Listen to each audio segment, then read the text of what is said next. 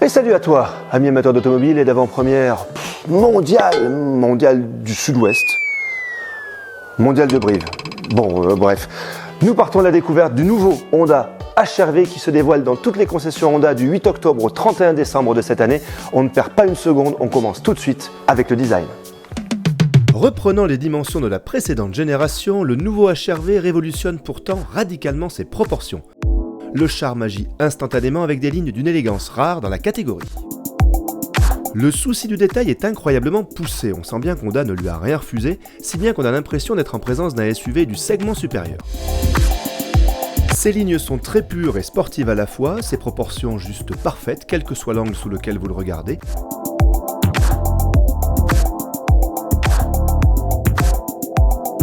J'adore sa face avant expressive et racée, son profil dynamique et cet arrière original avec cette superbe signature lumineuse et ce pare-choc qui affleure la malle de coffre.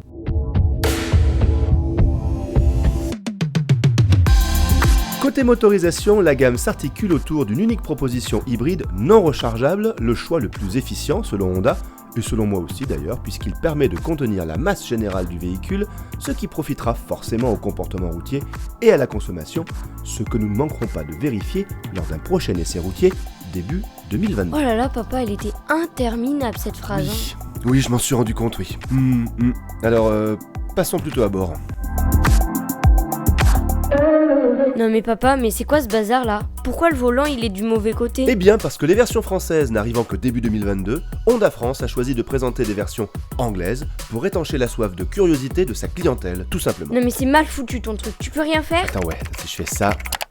Ah non. Ça. Ah non, non plus. Ça. Ah ouais, du coup c'est tout à l'envers. Non mais laisse comme ça, c'est pas grave. T'y arrives pas de toute façon, alors... En tout cas, le style est moderne, très élégant, épuré et même sportif avec ce joli petit volant. Les commandes physiques n'ont pas toutes disparu au grand bénéfice de l'ergonomie et sont complétées par un écran tactile de 9 pouces.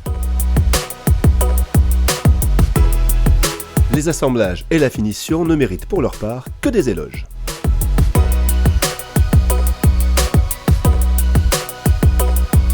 L'espace disponible est vraiment conséquent et même digne de la catégorie supérieure pour les places latérales arrière, avec toujours cet atout majeur des sièges magiques, aussi pratiques que faciles d'utilisation. Ah non mais là je valide à 100%, on est trop bien derrière, franchement. Le coffre s'avère spacieux et pratique, avec notamment cette inédite tablette solidaire du haillon qui facilite grandement l'accessibilité. Et en plus, les ambassadeurs Honda peuvent mettre des vélos, des ballons de rugby et même des casques de Formule 1 s'il s'appelle Pierre Gasly. Non mais Pauline, Thierry Breuil et Saïd Irech, ils viennent, mais Pierre Gasly, lui, il vient pas. Ah bon, il vient toujours pas Pierre Gasly?